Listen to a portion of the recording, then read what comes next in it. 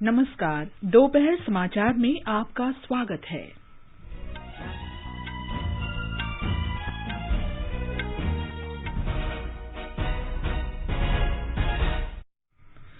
राष्ट्रपति रामनाथ कोविंद ने संसद के संयुक्त अधिवेशन को संबोधित किया। कहा, भारत ने चालू वित्त वर्ष के पहले 7 महीने में 48 अरब डॉलर का निवेश आकर्षित किया। राष्ट्रपति ने सरकार की कल्याणकारी योजनाओं की सराहना की।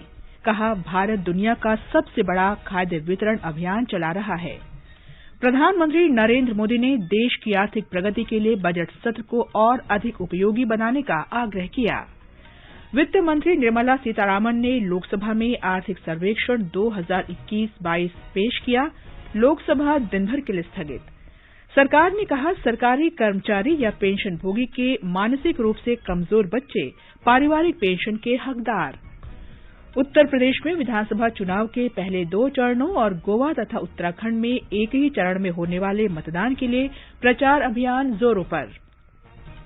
प्रधानमंत्री और भाजपा के वरिष्ठ नेता नरेंद्र मोदी उत्तर प्रदेश में वर्चुअल माध्यम से रैली को संबोधित कर रहे हैं।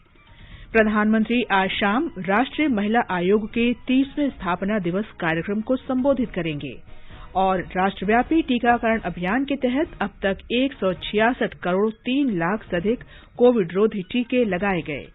स्वस्थ होने की दर 94.37% हुई।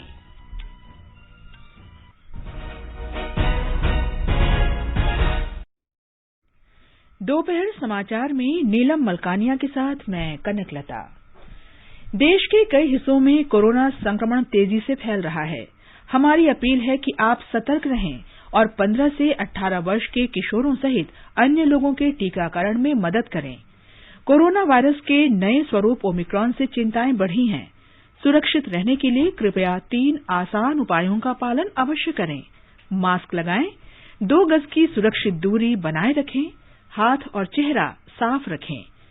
कोविड से संबंधित किसी भी जानकारी और मार्गदर्शन के लिए राष्ट्रीय हेल्पलाइन नंबर 011-2397-8046 और 1075 पर संपर्क करें। देश के 75वें स्वाधीनता दिवस समारोह के उपलक्ष्य में आजादी का अमृत महोत्सव के अंतर्गत सरकार अनेक गतिविधियों का आयोजन कर रही है। इस अवसर को जन उत्सव के रूप में मनाते हुए आकाशवाणी समाचार स्वाधीनता संग्राम और उसके गौरवशाली इतिहास पर विशेष प्रश्नोत्तरी कार्यक्रम प्रसारित कर रहा है। ये क्विज 15 अगस्त 2022 तक प्रत्येक सोमवार और मंगलवार को समाचार प्रभात में शामिल होगी। भारतीय डाक विभाग अमृत महोत्सव क्विज में आकाशवाणी के साथ सहयोगी के रूप में शामिल है। आज अमृत महोत्सव क्विज का 49वां प्रश्न। आज का प्रश्न है, उस स्वतंत्रता सेनानी का नाम बताएं जिसने गांव-गांव जाकर स्वराज मंत्र का संदेश दिया और जिनकी मृत्यु 1883 में आमरण अनशन के दौरान यमन में अदन के किले में हुई थी। श्रोता अपने उत्तर व्हाट्सएप नंबर 8826546262 पर भेज सकते हैं या हमें ईमेल कर सकते हैं amritmahotsav@prasarbharati.gov.in पर। एक भाग्यशाली प्रतिभागी को विजेता चुना जाएगा और कल के समाचार प्रभात में उनके नाम की घोषणा की जाएगी। विजेता को ई-प्रमाण पत्र और पुरस्कार दिया जाएगा। अब समाचार विस्तार से। राष्ट्रपति रामनाथ कोविंद ने कहा है कि सरकार सबका साथ, सबका विकास, सबका विश्वास और सबका प्रयास के मंत्र पर चलते हुए अगले 25 वर्षों के लिए एक मजबूत नींव बनाने की दिशा में तेजी से आगे बढ़ रही है। उन्होंने कहा कि इस मजबूत नींव के लिए सबसे महत्वपूर्ण संकल्प समावेशी और आत्मनिर्भर भारत का निर्माण है। संसद के दोनों सदनों की संयुक्त बैठक को संबोधित करते हुए राष्ट्रपति ने लोगों के कल्याण के लिए बनाई गई सरकार के विभिन्न योजनाओं और कार्यक्रमों की सराहना की। उन्होंने कहा कि सरकार के अथक प्रयासों से ही भारत एक बार फिर से दुनिया की सबसे तेजी से बढ़ती अर्थव्यवस्थाओं में से एक बन गया है। देश ने मौजूदा वित्त वर्ष के पहले 7 महीनों में 48 अरब डॉलर का निवेश आकर्षित किया है। उन्होंने कहा कि वैश्विक निवेशक भारत के विकास के प्रति आश्वस्त हैं। उन्होंने कहा कि पिछले कई महीनों के दौरान वस्तु और सेवा कर संग्रह लगातार 1 लाख करोड़ रुपए से ऊपर रहा है। राष्ट्रपति ने कहा कि भारत का विदेशी मुद्रा भंडार $630 अरब से अधिक हो गया है और देश का निर्यात भी तेजी से बढ़ रहा है। इसने पिछले कई रिकॉर्ड तोड़ दिए हैं। कोविड महामारी में भारत के प्रयासों का उल्लेख करते हुए राष्ट्रपति ने कहा कि टीकाकरण कार्यक्रम ने महामारी के खिलाफ लड़ाई में देश की क्षमता को साबित किया है। उन्होंने कोविड महामारी के खिलाफ लड़ाई में स्वास्थ्य कर्मियों और अग्रिम पंक्ति के कार्यकर्ताओं के योगदान की सराहना की। कोरोना महामारी ने पूरी दुनिया को प्रभावित किया है और भारत में भी हमारे बहुत से अपनों को हमसे छीना है। इन परिस्थितियों में केंद्र से लेकर राज्यों तक हमारी सभी सरकारों, स्थानीय शासन और प्रशासन, हमारे डॉक्टर्स, नर्सेज और हेल्थ वर्कर्स, हमारे वैज्ञानिकों और उद्यमियों सभी ने एक टीम के रूप में काम किया है। इसके लिए मैं देश के प्रत्येक हेल्थ और फ्रंट लाइन वर्कर का, हर देशवासी का अभिनंदन करता हूं। हमने एक साल से भी कम समय में 150 करोड़ से भी ज्यादा वैक्सीन डोज लगाने का रिकॉर्ड पार किया है। आज हम पूरी दुनिया में सबसे ज्यादा वैक्सीन डोज देने वाले अग्रणी देशों में से एक हैं। सरकार के विभिन्न कल्याणकारी पहलों का जिक्र करते हुए राष्ट्रपति ने कहा कि स्वास्थ्य के क्षेत्र में प्रधानमंत्री आयुष्मान भारत मिशन न केवल मौजूदा स्वास्थ्य जरूरतों को पूरा करेगा, बल्कि देश के समक्ष आने वाले संकटों से भी निपटेगा। उन्होंने कहा कि सरकार ने 8,000 से अधिक जन औषधि केंद्रों के माध्यम से किफायती दर पर दवाएं उपलब्ध कराकर इलाज के खर्च को कम किया है। मेरी सरकार की संवेदनशील नीतियों के कारण देश में अब स्वास्थ्य सेवाएं जन साधारण तक आसानी से पहुंच रही हैं। 80,000 से अधिक हेल्थ एंड वेलनेस सेंटर्स और करोड़ों की संख्या में जारी आयुष्मान भारत कार्ड से गरीबों को इलाज में बहुत मदद मिली है। सरकार ने 8,000 से अधिक जन औषधि केंद्रों के माध्यम से कम कीमत पर दवाइयां उपलब्ध कराकर इलाज पर होने वाले खर्च को कम किया है और सुगम स्वास्थ्य सेवाओं के लिए उठाया गया आयुष्मान भारत डिजिटल मिशन भी एक बड़ा कदम है। राष्ट्रपति ने कहा कि भारत दुनिया का सबसे बड़ा खाद्य वितरण अभियान चला रहा है। सरकार के अंत्योदय मंत्र को दोहराते हुए श्री कोविंद ने कहा कि सरकार प्रधानमंत्री गरीब कल्याण अन्न योजना के तहत हर महीने गरीबों को मुफ्त राशन दे रही है। प्रधानमंत्री आवास योजना की सफलता का जिक्र करते हुए राष्ट्रपति ने कहा कि इस योजना के तहत गरीबों को 2 करोड़ से अधिक पक्के मकान उपलब्ध कराए गए हैं। श्री कोविंद ने कहा कि सरकार ग्रामीण अर्थव्यवस्था और किसानों को सशक्त बनाने के लिए निरंतर प्रयास कर रही है। सरकार ने खाद्यान्न की रिकॉर्ड खरीद की है। उन्होंने कहा कि सरकार के प्रयासों से देश का कृषि निर्यात भी रिकॉर्ड स्तर तक पहुंचा है। वर्ष 2020-21 में कृषि निर्यात में 25% से अधिक की वृद्धि दर्ज की गई। मेरी सरकार ग्रामीण अर्थव्यवस्था और देश के किसानों को सशक्त बनाने के लिए निरंतर काम कर रही है। वैश्विक महामारी के बावजूद साल 2020-21 में हमारे किसानों ने 30 करोड़ टन से अधिक खाद्यान्न और 33 करोड़ टन से अधिक बागवानी उत्पादों की पैदावार की। सरकार ने रिकॉर्ड उत्पादन को ध्यान में रखते हुए रिकॉर्ड सरकारी खरीद की है। रबी की फसल के दौरान 433 लाख मीट्रिक टन गेहूं की खरीद की गई, जिससे लगभग 50 लाख किसानों को सीधा फायदा पहुंचा है। राष्ट्रपति ने कहा कि सरकार ने लैंगिक समानता लाने के लिए महिलाओं की शादी की उम्र 21 साल कर दी है। इससे पहले प्रधानमंत्री नरेंद्र मोदी ने कहा कि मौजूदा वैश्विक परिदृश्य में भारत के लिए बहुत सारे अवसर उपलब्ध हैं। बजट सत्र के पहले दिन आज प्रधानमंत्री ने कहा कि आर्थिक प्रगति, टीकाकरण की गति और देश में विकसित टीकों ने भारत के प्रति वैश्विक स्तर पर विश्वास पैदा किया है। प्रधानमंत्री ने सभी राजनीतिक दलों और संसद सदस्यों से आग्रह किया कि वे सत्र के दौरान सदन में चर्चा में जरूर भाग लें। उन्होंने इस बजट सत्र को और अधिक सार्थक बनाने का भी आग्रह किया।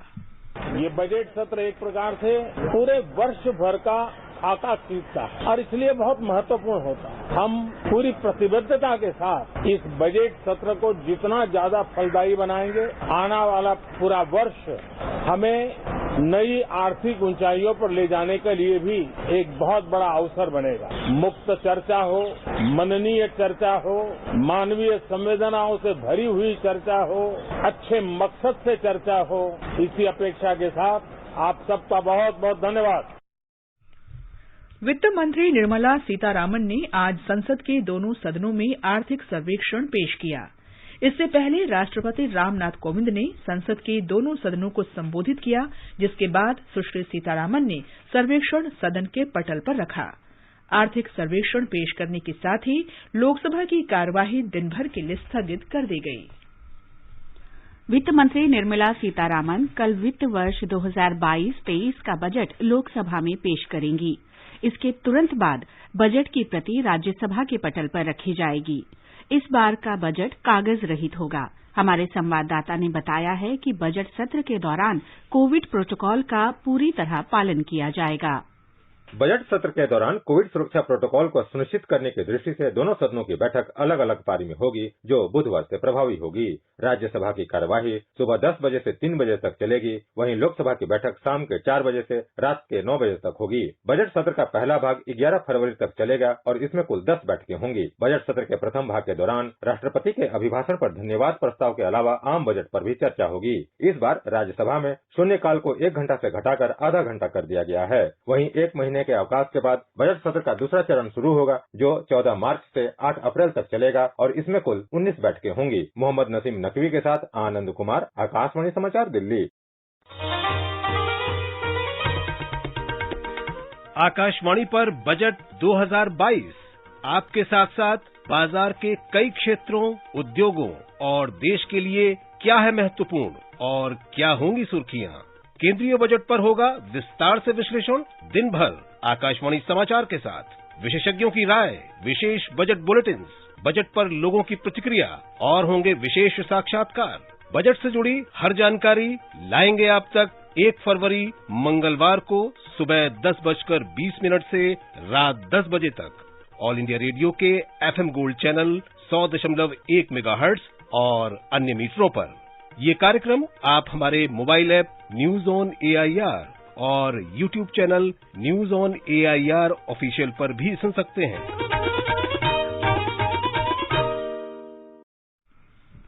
सरकार ने बजट सत्र के सुचारू संचालन के लिए आज दोपहर बाद 3 बजे सर्वदलीय बैठक बुलाई है। वर्चुअल बैठक में दोनों सदनों में राजनीतिक दलों के नेताओं को आमंत्रित किया गया है। राज्यसभा के सभापति एम वेंकैया नायडू ने भी बजट सत्र के एजेंडे पर चर्चा के लिए आज शाम 5 बजे सदन में राजनीतिक दलों के नेताओं की वर्चुअल बैठक बुलाई है। आकाशवाणी समाचार के कार्यक्रम सुर्खियों में आज शाम 7:40 पर आप सुनेंगे विशेष प्रस्तुति आइए जाने बजट कैसे बनता है। स्पॉटलाइट कार्यक्रम में रात 9:15 बजे आर्थिक सर्वेक्षण और भविष्य के आकलन पर नीति आयोग के उपाध्यक्ष राजीव कुमार से विशेष भेंटवार्ता प्रसारित होगी। रात 9:30 बजे हमारे विशेष कार्यक्रम में अर्थशास्त्री तथा वाणिज्य और उद्योग जगत के प्रतिनिधि आर्थिक सर्वेक्षण पर चर्चा करेंगे। नवीनतम जानकारी के लिए आप आकाशवाणी समाचारों से जुड़े रहें।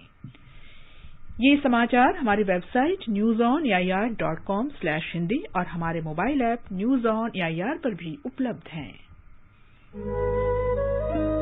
सुनो ना, हाँ? सोच रहा हूँ अपना बिजनेस क्यों न बढ़ा लूं। तो रोका किसने है? हाँ? रोका तो किसी ने नहीं, पर समझ नहीं आ रहा कि मदद किससे मांगूं। मुझसे। तुमसे? तो अच्छा बताओ फिर। आकाशवाणी है ना, मैंने सुना है उसका नेटवर्क देश भर में फैला है। पर उससे मेरा क्या फायदा? देखो, फायदा है, जिस शहर में चाहो विज्ञापन की मदद से उपभोक्ताओं तक पहुंच जाओ। पर अब ये भी तो बता दो कि आकाशवाणी से संपर्क कैसे करूं? बहुत आसान है, मैं बताती हूँ। नंबर नोट करो, 870-001-4242। ओ 870-001-4242। लो अभी फोन लगाता हूँ 870-001-4242 पर।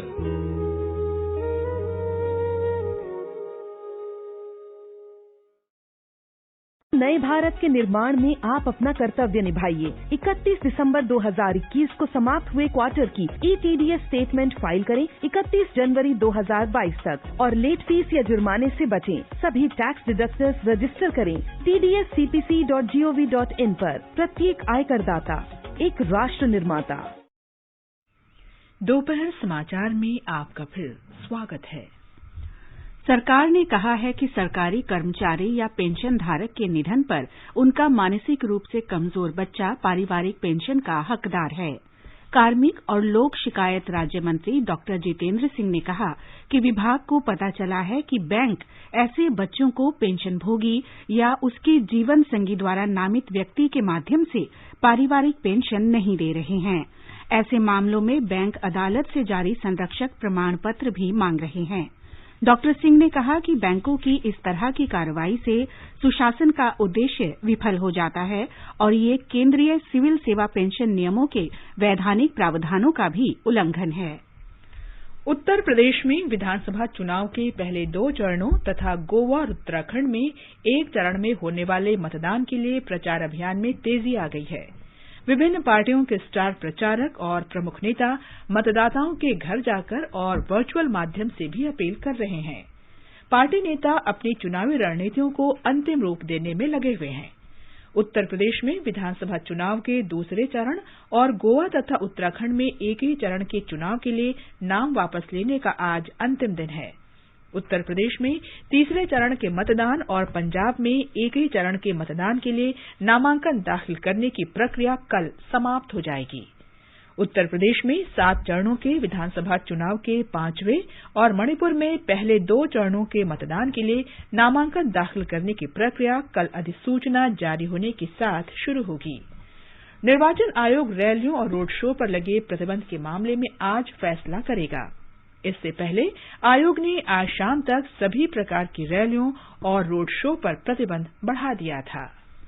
उत्तर प्रदेश में पहले चरण का चुनाव चरम पर पहुंच गया है। आज भारतीय जनता पार्टी के वरिष्ठ नेता और प्रधानमंत्री नरेंद्र मोदी ने राज्य में पहली वर्चुअल रैली की। इस दौरान उन्होंने सहारनपुर, शामली, मुजफ्फरनगर, बागपत और गौतम बुद्ध नगर जिलों में मतदाताओं और पार्टी कार्यकर्ताओं के साथ संवाद भी किया। इन जिलों में पहले चरण में 10 फरवरी को मतदान होगा। इस रैली में श्री मोदी ने कहा कि राज्य में पिछली सरकार में अपराधी और गुंडों का बोलबाला था।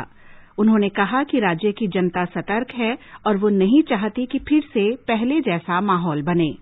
आज यूपी का किसान हो, कर्मचारी हो, व्यापारी हो या फिर माताएं, बहनें, बेटियां, सभी को सुरक्षा और सम्मान मिल रहा है। जो खुद को कानून से भी बड़ा मानते, यूपी की भाजपा सरकार ने उन्हें कानून का मतलब समझा दिया है। भारतीय जनता पार्टी ने श्री मोदी की इस वर्चुअल रैली के लिए सभी प्रबंध किए थे। रैली का प्रसारण विभिन्न सोशल मीडिया प्लेटफॉर्मों पर किया गया। राज्य में अन्य राजनीतिक दलों ने भी चुनाव प्रचार तेज कर दिया है। समाजवादी पार्टी प्रमुख अखिलेश यादव ने आज मैनपुरी जिले की करहल सीट से नामांकन पत्र भरा। कांग्रेस महासचिव प्रियंका गांधी वाड्रा आज गौतम बुद्ध नगर जिले में चुनाव प्रचार कर रही हैं। एआईएमआईएम के प्रमुख असदुद्दीन ओवैसी हापुड़ जिले के धौलाना निर्वाचन क्षेत्र में अपनी पार्टी के प्रत्याशी के लिए चुनाव प्रचार करेंगे। आगे बढ़ने से पहले मुख्य समाचारों पर एक नजर। राष्ट्रपति रामनाथ कोविंद ने संसद के संयुक्त अधिवेशन को संबोधित किया। कहा, भारत ने चालू वित्त वर्ष के पहले 7 महीने में $48 अरब का निवेश आकर्षित किया। राष्ट्रपति ने सरकार की कल्याणकारी योजनाओं की सराहना की। कहा, भारत दुनिया का सबसे बड़ा खाद्य वितरण अभियान चला रहा है। प्रधानमंत्री नरेंद्र मोदी ने देश की आर्थिक प्रगति के लिए बजट सत्र को और अधिक उपयोगी बनाने का आग्रह किया। वित्त मंत्री निर्मला सीतारामन ने लोकसभा में आर्थिक सर्वेक्षण 2021-2022 पेश किया। लोकसभा दिन भर के लिए स्थगित। उत्तर प्रदेश में विधानसभा चुनाव के पहले 2 चरणों और गोवा तथा उत्तराखंड में एक ही चरण में होने वाले मतदान के लिए प्रचार अभियान जोरों पर। प्रधानमंत्री और भाजपा के वरिष्ठ नेता नरेंद्र मोदी ने उत्तर प्रदेश में वर्चुअल माध्यम से रैली को संबोधित किया।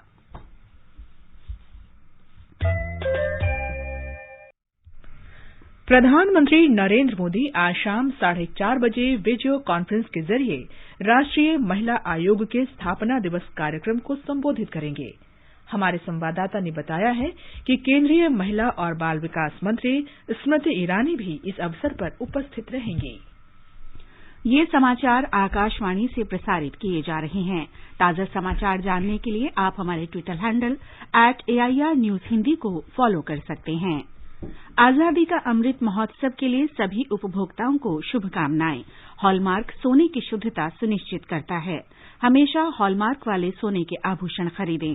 उपभोक्ता संबंधित किसी भी शिकायत के लिए कृपया राष्ट्रीय उपभोक्ता हेल्पलाइन के टोल फ्री नंबर 14404 पर संपर्क करें। उपभोक्ता मामले विभाग, भारत सरकार द्वारा जनहित में जारी। जागो ग्राहक जागो। ये आकाशवाणी है। आजादी के अमृत महोत्सव के अंतर्गत आइए अब सुनते हैं आकाशवाणी की विशेष प्रस्तुति आजादी का सफर। आजादी का अमृत महोत्सव।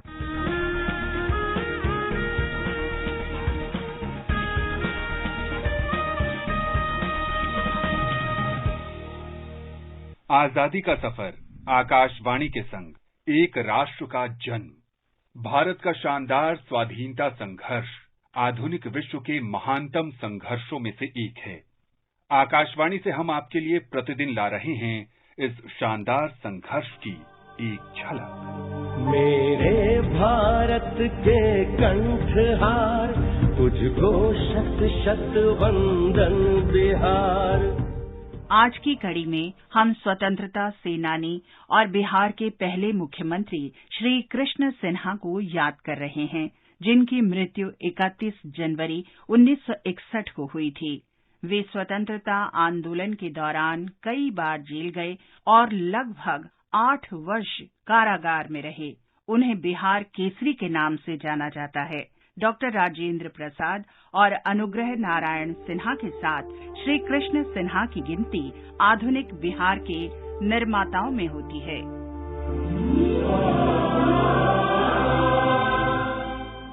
श्री कृष्ण सिन्हा का जन्म 21 अक्टूबर 1887 को बिहार के शेखपुरा जिले में हुआ था। उन्होंने कानून का अध्ययन किया और 1915 में मुंगेर में वकालत शुरू की। महात्मा गांधी से प्रभावित होकर 1921 में असहयोग आंदोलन में भाग लेने के लिए उन्होंने वकालत छोड़ दी। 1930 में उन्होंने गढ़पुरा में नमक सत्याग्रह में महत्वपूर्ण भूमिका निभाई। 1935 में वे सेंट्रल असेंबली के सदस्य भी बने। 1937 में प्रांतों में कराए गए चुनावों में कांग्रेस के सत्ता में आने पर श्री सिन्हा ने 20 जुलाई को पटना में अपने मंत्रिमंडल का गठन किया और बिहार प्रांत के मुख्यमंत्री बने। राजनीतिक कैदियों की रिहाई के मुद्दे पर गवर्नर से असहमति को देखते हुए उन्होंने अपने सहयोगी अनुग्रह नारायण सिन्हा के साथ त्यागपत्र दे दिया। तत्कालीन गवर्नर को सेलुलर जेल से कैदियों की रिहाई की मांग माननी पड़ी और बिहार पट्टेदारी अधिनियम में किसानों के हितों के अनुरूप सुधार किए गए। इसके बाद उन्होंने फिर से अपना पद संभाल लिया, परंतु 1939 में देश के लोगों की सहमति लिए बिना भारत को द्वितीय विश्व युद्ध में शामिल करने के सवाल पर सभी कांग्रेस मुख्यमंत्रियों के साथ श्री सिन्हा ने भी फिर से त्यागपत्र दे दिया। बापू की है कर्मभूमि, धरती का नंदन वन बिहार। उनके साहस से प्रभावित होकर 1940 में गांधी ने उन्हें बिहार का प्रथम सत्याग्रही बताया। 1942 में जब भारत छोड़ो आंदोलन शुरू हुआ तो उन्हें 10 अगस्त को गिरफ्तार कर लिया गया। गंभीर रूप से बीमार होने के बाद उन्हें 1944 में हजारीबाग जेल से रिहा किया गया। वे भारत की संविधान सभा के सदस्य थे।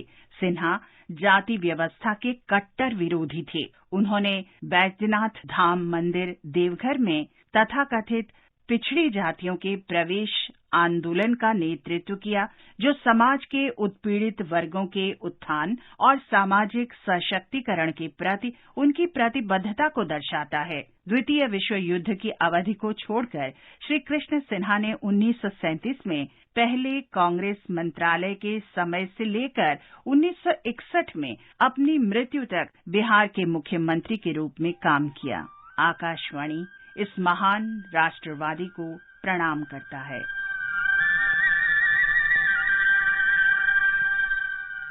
आज हम स्वतंत्रता सेनानी मिंजूर भक्तवत्सलम को भी याद करते हैं, जिनकी मृत्यु आज ही के दिन 1987 में हुई थी। उन्होंने कम उम्र से ही स्वतंत्रता आंदोलन में सक्रिय रूप से भाग लिया और नमक सत्याग्रह तथा भारत छोड़ो आंदोलन के दौरान जेल भी गए।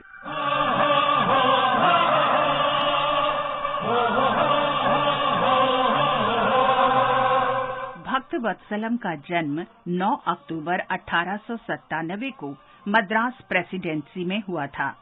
वे स्नातक स्तर की पढ़ाई के दौरान भारतीय स्वतंत्रता आंदोलन में शामिल हुए। बाद में वे भारतीय राष्ट्रीय कांग्रेस में शामिल हुए और 1922 में मद्रास प्रांतीय कांग्रेस कमेटी के सदस्य बन गए। भक्तवत्सलम ने इंडिया नामक दैनिक समाचार पत्र शुरू किया। वेदारण्यम में नमक सत्याग्रह के दौरान वे घायल हो गए थे। उन्हें 1932 में भारत के स्वतंत्रता दिवस समारोह के आयोजन के लिए गिरफ्तार किया गया था और उन्होंने 6 महीने जेल में बिताए।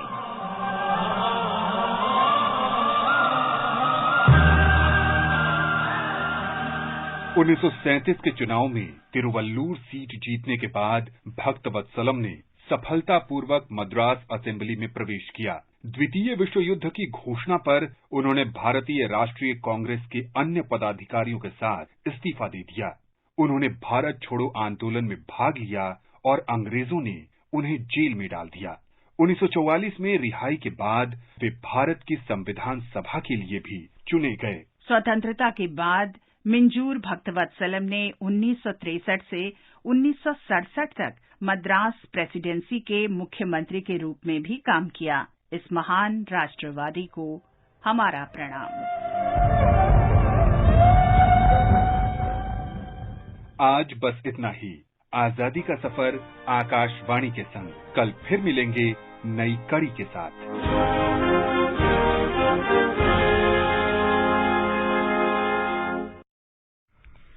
राष्ट्रव्यापी टीकाकरण अभियान के अंतर्गत अब तक 166 करोड़ 3 लाख से अधिक कोविड रोधी टीके लगाए जा चुके हैं। स्वास्थ्य मंत्रालय ने बताया है कि कल 28,90,000 से अधिक टीके लगाए गए।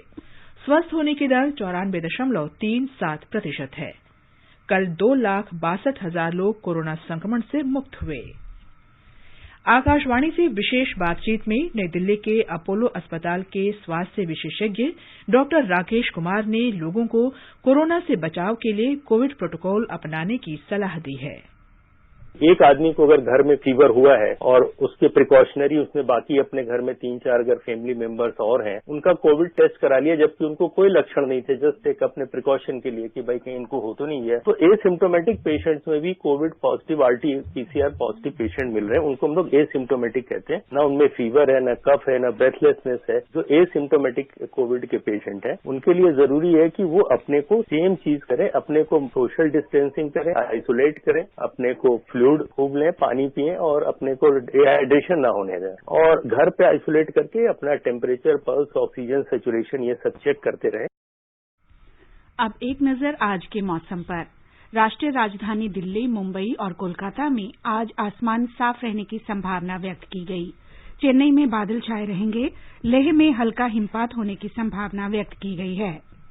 जम्मू, श्रीनगर और मुजफ्फराबाद में बादल छाए रहेंगे।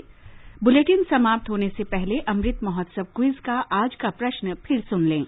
उस स्वतंत्रता सेनानी का नाम बताइए जिसने गांव-गांव जाकर स्वराज मंत्र का संदेश दिया और जिनकी मृत्यु 1883 में आमरण अनशन के दौरान यमन में अदन के किले में हुई थी।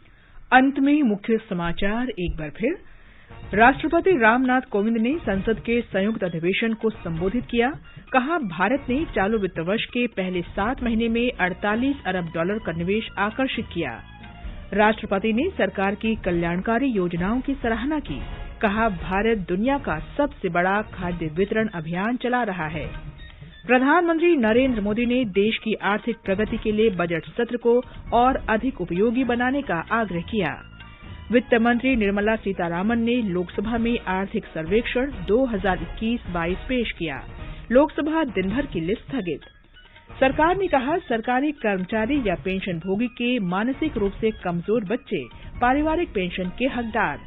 उत्तर प्रदेश में विधानसभा चुनाव के पहले 2 चरणों और गोवा तथा उत्तराखंड में एक ही चरण में होने वाले मतदान के लिए प्रचार अभियान जोरों पर। इसके साथ ही दोपहर समाचार का ये अंक समाप्त हुआ। नमस्कार।